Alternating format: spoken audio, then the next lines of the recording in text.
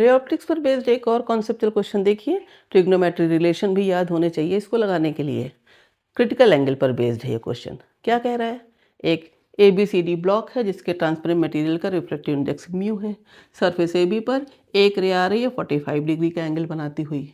अब इस रे को AD सरफेस से ग्रेजिंग इमर्जेंस करते हुए निकलना है, तो म्यू की मिनिमम वैल्यू क्या होगी? 4 ऑप्शन दिए गए हैं।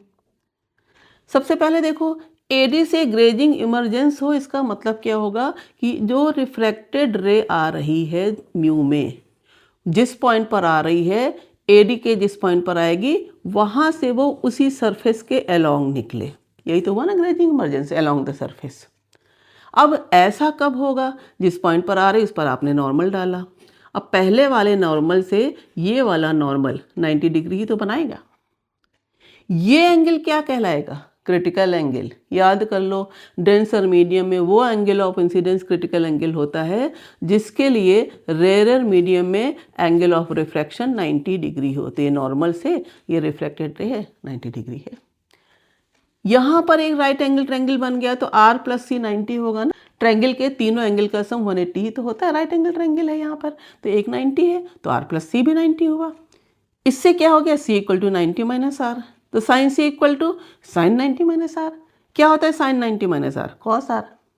क्यों किया अभी देखिए। अब यहाँ पर देख रहे हो कि AB सरफेस पर 45 डिग्री पर रे आ रही है और R एंगल ऑफ रिफ्रैक्शन है। स्नेल्स लॉ लगा दिया, म्यू = sin I/sin R, यानी sin 45/sin R। इससे sin R = क्या हो गया? sin 45/μ। sin 45 1/√2 ही तो होता है। sin R की वैल्यू पता चल गई और म्यू = 1/sin C होता है, तो sin C की वैल्यू किसके बराबर आई है? cos R के बराबर।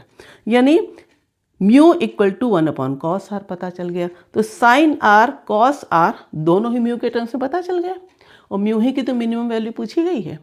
sin² थीटा + cos² थीटा = 1 होता है ना, बस इसी को R के टर्म्स में लिख दिया। sin² R की वैल्यू 1/2 μ², cos² R की वैल्यू 1/μ²। म्यू की वैल्यू कितनी आ गई सॉल्व करने पर? √3/2। कौन सा ऑप्शन करेक्ट होगा? Option C।